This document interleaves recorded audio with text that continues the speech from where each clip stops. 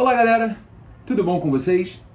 Eu sei que esse não é o melhor momento da história da humanidade. Para o Brasil, sem sombra de dúvidas, nós vivemos num momento de muitas incertezas. E o mais importante agora é que o coronavírus seja combatido e que menos pessoas sofram os efeitos desse vírus avassalador que nós estamos enfrentando no Brasil e no mundo. Agora, indiscutivelmente, um dos impactos principais é na economia. Pensemos que nós estamos no início de uma grave crise, e essa crise é uma crise econômica, é uma crise social, é uma crise de saúde, em que as pessoas elas estão presas dentro de casa. Essas pessoas não consomem, e fatalmente os restaurantes, as lojas, os shoppings, as empresas, elas terão uma queda de faturamento. As pequenas empresas certamente terão grandes dificuldades em sobreviver se essa situação se prorrogar. O governo federal, visando proteger também o emprego, adotou diversas medidas que protegem não só o trabalhador, mas também protegem o emprego dessas pessoas. E nesse vídeo eu vou abordar um pouco cada uma dessas medidas e quais serão os efeitos práticos delas na nossa economia, ou seja, o que efetivamente pode ter de resultado e se essas medidas são realmente boas para que a gente possa passar essa fase difícil da economia brasileira e da economia mundial, que caminha para uma recessão profunda, considerando o tempo de falta de consumo, de contratações de serviços e de bens.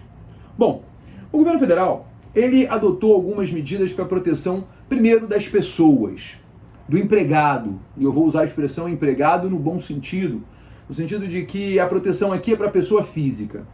O governo editou, a ideia, o plano do governo é antecipar o abono salarial do PIS para pagamento das pessoas em junho.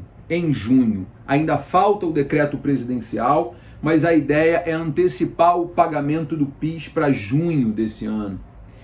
Além disso, realizar a antecipação do pagamento do 13º dos aposentados. Pagamento esse que normalmente começa em agosto.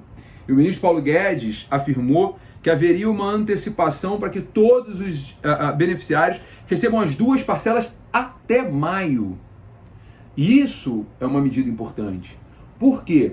Porque as pessoas elas tiveram um aumento das suas despesas, principalmente os mais idosos, que passam a obrigatoriamente ter que ficar em casa, aumentando suas contas de consumo, aumentando o gasto com compras, álcool gel, medicamentos, para que elas possam sobreviver a esse período dentro de casa, em isolamento, que é o indicado para evitar a difusão da doença. Então, economicamente, essas são medidas importantes para os aposentados, que são aqueles mais afetados pela doença, pelo risco de morte causado pelo coronavírus. Além disso, o governo afirmou que vai destinar mais dinheiro ao Bolsa Família, permitindo a inclusão de mais de 1 milhão de pessoas no programa do Bolsa Família. Essa transferência de renda, eu sou muito crítico com relação a ela, porque efetivamente você não estimula a economia. Você transfere dinheiro e as pessoas elas não têm um estímulo para produzir. Mas efetivamente nesse momento a medida é acertada, porque nós teremos fatalmente uma queda da figura do emprego, haverá uma redução de empregos, sim, isso é inevitável, e a inclusão de pessoas no Bolsa Família para garantir o mínimo existencial é fundamental para garantir a dignidade da pessoa humana. Além disso, o mínimo que poderia ter sido feito era a suspensão da prova de vida e dispensa de perícia para os beneficiários do INSS. A suspensão da prova de vida por 120 dias era o mínimo que poderia ser feito. Se o objetivo é tirar as pessoas de circulação, manter as pessoas vinculadas ao INSS, obrigadas a passar por filas para atendimento, realmente seria absurdo. Então é uma boa medida para manutenção do isolamento.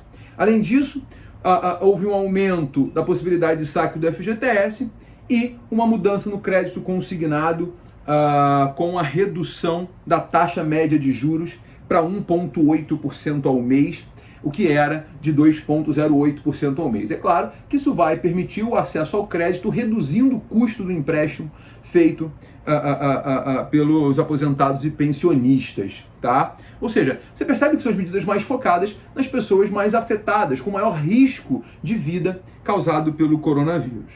Já para as empresas, o governo adotou também algumas medidas importantes, como, por exemplo, a moratória por 3 meses do pagamento do FGTS. E, além disso, a moratória por 3 meses do pagamento do Simples Nacional. Ou seja, as microempresas, que elas faturam até 360 mil, e as empresas de pequeno porte, que são aquelas que faturam até 4,8 milhões, terão o adiamento de 3 meses para o pagamento do FGTS e do Simples Nacional. Medida importante, que essas empresas vão ter um impacto de redução de faturamento, isso é indiscutível, mas depende de lei ou medida provisória. O que me deixa preocupado é como que essas empresas voltarão a pagar e se é que 3 meses é o suficiente. Porque veja, as empresas ficarão 3 meses sem pagar e no 4º mês elas terão que pagar o Simples do mês mais 3 meses anteriores.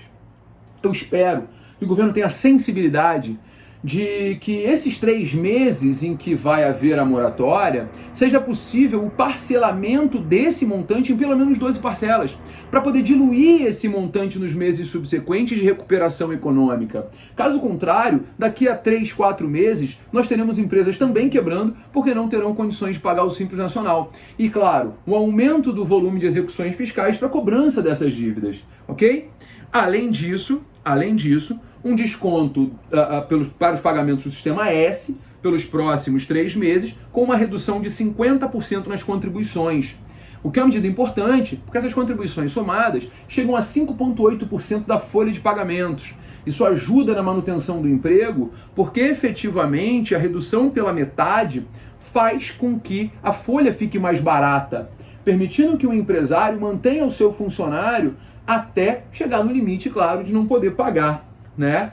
Agora, o mais importante, na minha opinião, é o governo federal adotar uma medida clara com relação à renegociação de dívidas. O governo federal precisa definir o que vai ser feito com relação às dívidas bancárias que já estavam efetivamente vencidas. E não só aquelas que vão vencer. Porque se a empresa já passava por dificuldades financeiras, o que é um fato, antes da crise do coronavírus, após a crise e durante ela, a empresa não vai ter condições de gerar caixa para pagar. Portanto, a necessidade de renegociação de dívidas bancárias deve ser realizada com urgência pelo governo federal.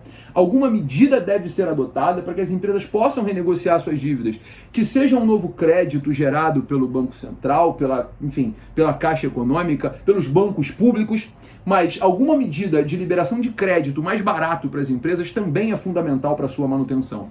As medidas adotadas pelo governo são boas, mas poderiam ser melhores. A dilação de prazo deveria acontecer não em 3 meses, mas em 6 meses, e a possibilidade de parcelamento. Por quê? De nada adianta abranger só o período de crise, que é o período esperado pelo governo.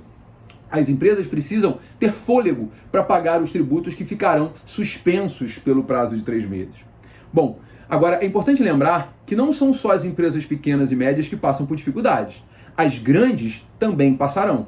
Então é fundamental que o governo expanda essas medidas, permitindo que o nosso setor econômico reaja positivamente a essa crise. Caso contrário, nós teremos uma recessão econômica que efetivamente não é boa para o país. Lembrando que o ministro Paulo Guedes avisa que o Brasil estava decolando no início da crise do coronavírus. Isso não é uma verdade. O nosso PIB de 1% demonstra claramente que não havia nenhum voo, no máximo um voo de galinha. Então são medidas importantes, mas que efetivamente são insuficientes. Temos que esperar as cenas do próximo capítulo e torcer para que essas medidas produzam efeito e que a crise do coronavírus especificamente acabe o mais rápido possível, para que a economia possa reagir e gerar novos empregos e permitir o crescimento do país. Bom, esse é o primeiro vídeo de uma série de 3 vídeos. No próximo vídeo, eu vou analisar tecnicamente como funciona a figura da moratória e no terceiro vídeo, a figura do empréstimo compulsório, porque com o decreto de calamidade pública é possível a criação desse tributo no Brasil depois de tantos anos sem encontrarmos com ele. Muito obrigado, espero que tenham gostado do vídeo, curtam, compartilhem, porque a informação tem que ser difundida. Um prazer estar com vocês e até